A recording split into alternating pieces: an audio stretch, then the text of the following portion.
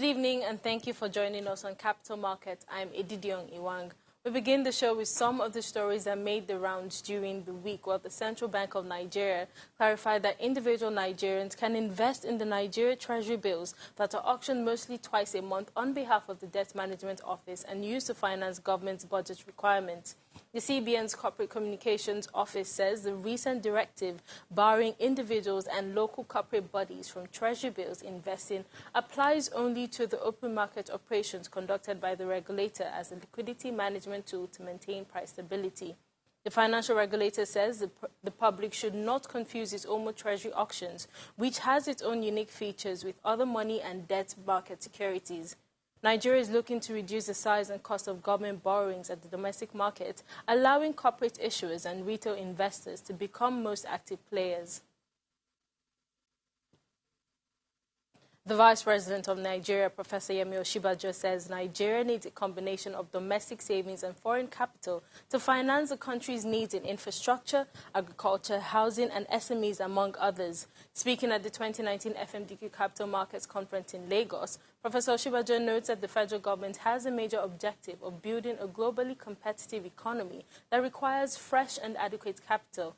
He explains that this approach to diversify the country's sources of capital has assisted in making Nigeria a destination of capital, further deepening the market.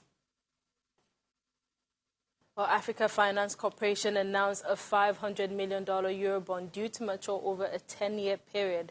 The Eurobond, which carries a coupon of 3.75%, was priced to yield 3.895%, and that's the longest tenor bond issued by the Pan-African financial institution headquartered in Lagos. The corporation says the issuance is the fourth Eurobond it has launched under its $3 billion global medium-term notes program, which attracts strong global interest across the Middle East, Asia, the United Kingdom, Switzerland, and Europe. The bond proceeds will provide capital for AFC to support its growth and long-term approach to infrastructure investing in Nigeria. The latest bond has been rated A3 by Moody's Investor Services and listed on the Irish Stock Exchange. Well, Ogun State is partnering with the Nigerian Stock Exchange in the area of investment in its array of key economic potentials to drive up liquidity for the sub-national government, Osun State. While meeting with the management of the NSE and the trading community of the exchange, the governor, Boyega Oyetola, identifies agriculture, tourism, and infrastructure as some of the major areas begging for attention within his state. The ringing of the bell at the Stock Exchange today is a prime strategy to give life and publicity to the Economic and Investment Summit. I had promised in my inaugural address to deliver this summit within 1 year of our administration. The intention being to use it as the anchor of the development agenda. The summit, which will comprise mainly plenary sessions, will focus on key potential growth sectors, which include agriculture, mining, ICT and innovation, culture and tourism, and creative economy, youth and jobs, light manufacturing, infrastructure development, industry and commerce, environment, in the area of waste to wealth, health, and technical and vocational education. Well, the Lagos State government is to raise 100 billion naira worth of bonds in the capital market and possibly list the issue on the FMDQ Securities Exchange. The state governor, Babajide Sanwo-Olu, shared the strategic plan of his administration with Channels Television at the FMDQ Dinner and Awards Night, noting that the loan is in line with the approval recently given by the state's legislators.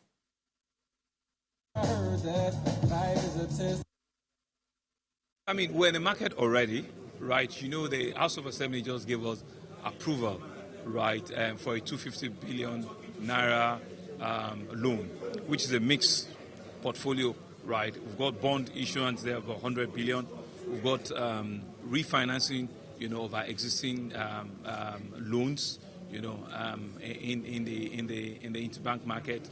Right, in the market, right? And we've also got short-term borrowings that we need to do. So all of that is supposed to clean up our own balance sheet, right? Give us space to have a lot more spread on our repayment structure, right? And we're able to have a bit more money to do a lot more things. So we're currently in the market. We're actually, self-regulating ourselves to ensure that, our books are good, our ratios are good, and we get to do all of the various, comply with all of the various rating agencies so that whatever it is we bring out, we can always access the market, right? And beyond that is also for us to look at other products that we can use to develop the space, right? Look at the securitization, look at REITs, and use various debt instruments to be able to enable the private sector to get involved in development of the public spaces, right? So all of it we're opening up to.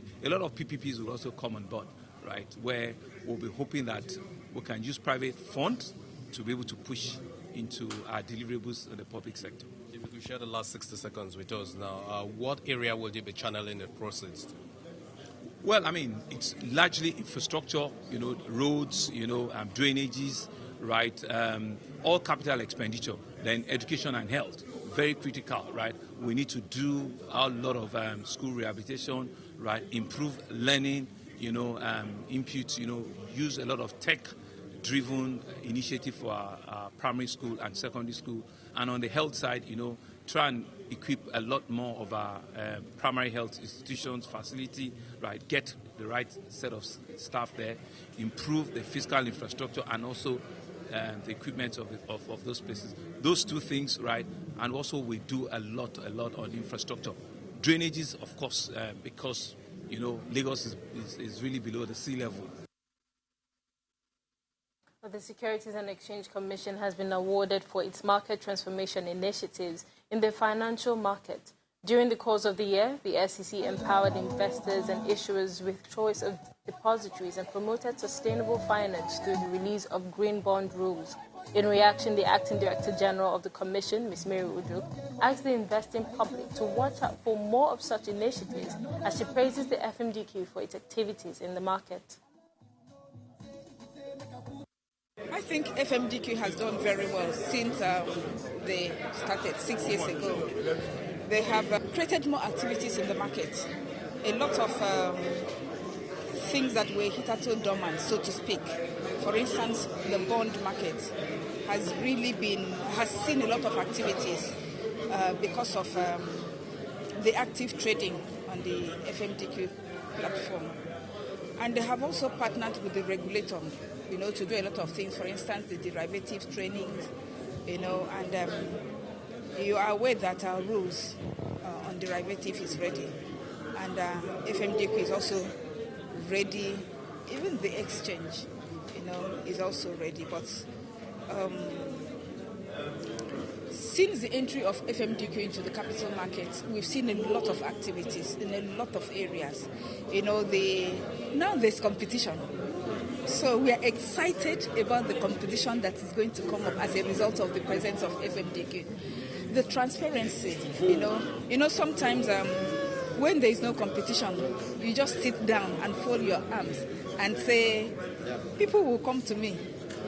But now, when you know that there's a choice, you give the investors a choice. You also give the operators a choice. Operators are free to list and trade on FMDQ, and of course as well as the premier exchange that we have. And you also have the issue of price discovery in other products that were not there before.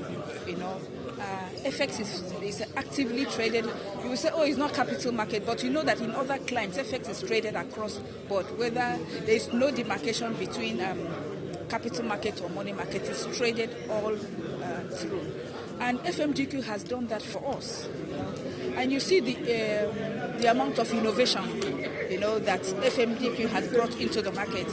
And it has also challenged us as a regulator to also do more, particularly in terms of innovation that FMDQ has brought into the market. And then the other areas that the presence of FMDQ has awakened in the market. I know that going forward, that is even going to be better, you understand, with FMDQ on the driver's seats, if you will, setting the pace on a lot of things. I believe that others will follow. The Debt Management Office sees the recent spate of lower rates at the Nigerian Treasury bills auction impacting on corporate bonds next year. In a chat with Channel's business producer, Temple Ashaju, the Director General, Ms. Patience Oniha, says if the lower rates momentum persists, corporate firms will have no choice to consider bonds.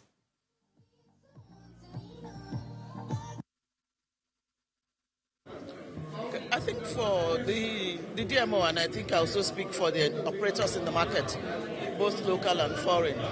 The DMO is a strategic, the FMDQ is a strategic institution for fixed income securities trading.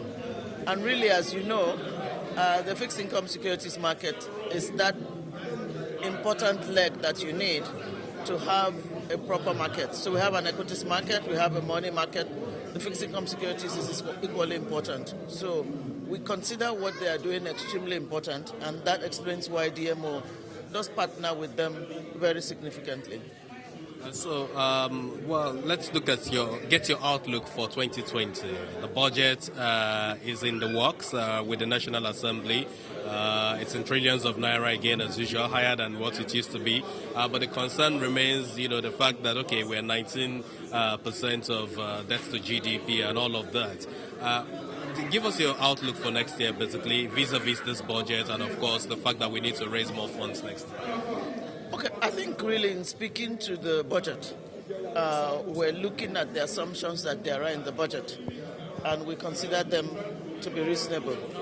Okay, so what's the strategic focus for the budget? It's really to generate, not even for the budget, for the government, is to generate more revenue.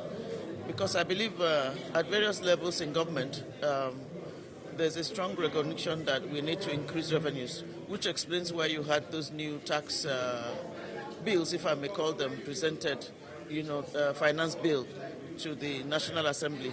So, and I think it's good for institutions like yourselves to begin to shift the narrative a bit and focus a lot more on what the government is doing on revenue, because it is revenue that we're looking to drive the economy. So begin to talk about it, create awareness around what government is doing with revenues.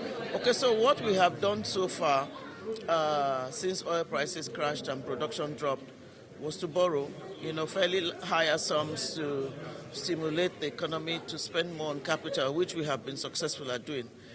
But the government also recognized as a policy issue that the borrowing, those high levels of borrowing will be in the short term. And if you look at the past 2 years, and even look at the 2020 budget, the borrowing figure is much less than the 2.3 trillion we had previously. Okay, so there's a conscious effort to moderate new borrowing, while the strategic focus is revenue. Really, yes. Okay, let me tie two key issues together now. We've seen the proposed hike in tax to 7.5%, passed the second reading at the National Assembly. We've also seen the central bank now halting the issuance of OMO to some individuals and, of course, some corporate banks, to be more specific. If we put these two together, what manner of impact do you see them having on the budget and, of course, on the borrowings next year, 2020? Okay, I think, again, if we're speaking of the value-added tax, that is about revenue, incremental revenue. But we must not forget that we're talking about one Nigeria that has 36 states and the FCT. So the VAT is actually shared by all tiers of government. So we're talking about incremental revenue at the federal level, but more importantly, at the level of the states, which is where a lot of development should happen and perhaps does happen. So that is a story about revenue. The issue around who should invest in securities, we did put out an advert in the newspapers, and I'm sure we sent to you channels a copy of it. The Central Bank of Nigeria issues open market operation bills, which are really a monetary policy tool. So they have the decision, they're the obligors, they're the ones who issue it.